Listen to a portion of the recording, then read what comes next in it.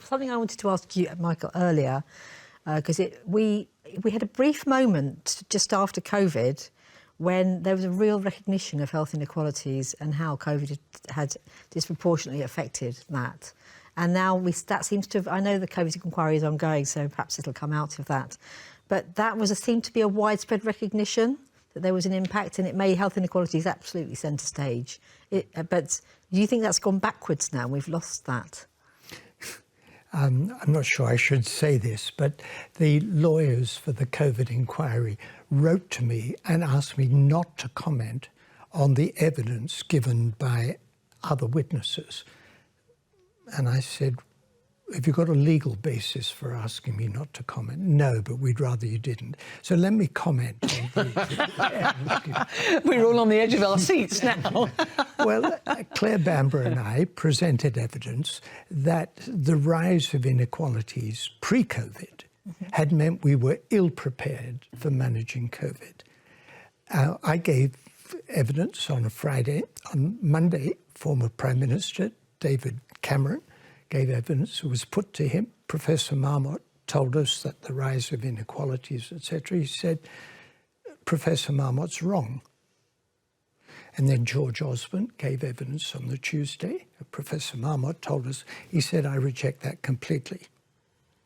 So there's two politicians. One is in the House of Lords now, and the other has a podcast and is pontificating, and they reject it completely. There's the evidence. You talk about evidence. There's the evidence. It's inconvenient, so they reject it.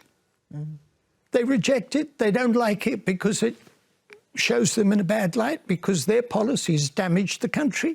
And I'm not arguing as a politician. I'm arguing as somebody who spends every day of my life looking at the evidence relating to health and health inequalities. And there we were, that COVID increased the inequalities.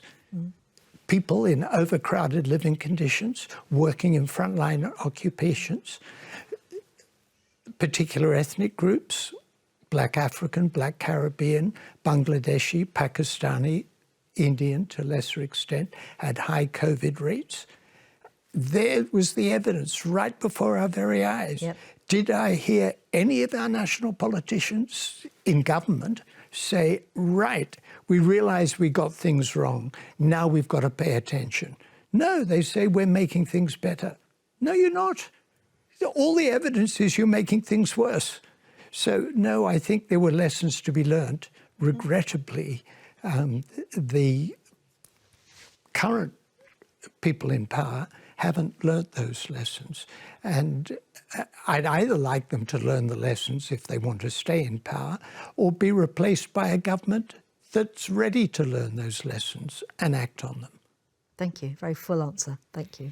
I wanted to come in. I was sort of potentially chastened by that ask for Mark for making it, but I was about to give two cheers for British democracy by comparing it with American democracy. So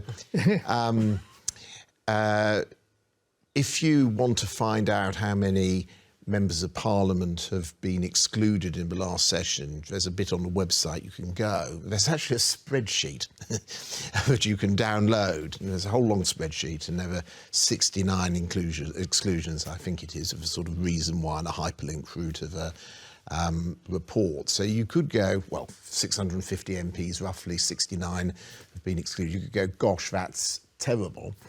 The other thing you could say is, well, at least we've got a system that works. And when you look at what happened to the former Prime Minister Johnson, and that he was actually excluded to the point where he, in fear of facing a by-election, he resigned. And you compare that to America and the impeachment, the second impeachment of Trump, who had, you know, organised and a full-on assault on democracy. You can say, well, maybe it's a little bit better here.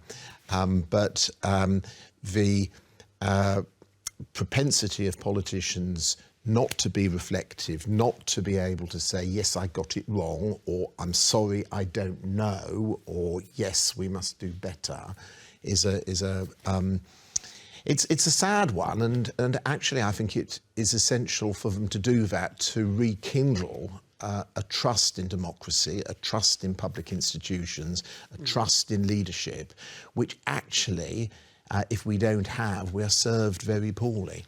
I mean, forgive this personal note, but you know, you've heard me. I'm quite critical of what's going on at the moment because I looked at the evidence.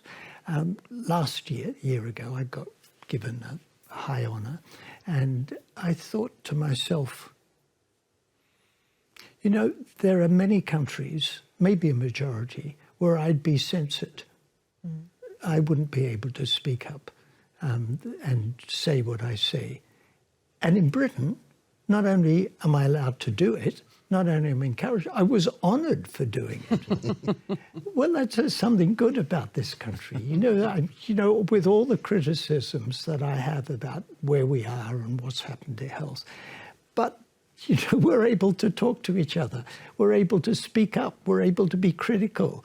There's not many countries. The Economist Intelligence Unit looks at how many countries have a full democracy. It's, I think, at 25 maximum. It was 22, 1 year 25. We're one of them. But out of 167 that they rank, they're only at most 25 with a full democracy. The US now has a flawed democracy. They don't make it into the top group. So we've got a lot to be proud of and a lot to build on. And it's in that context that some of us make the criticisms that we do.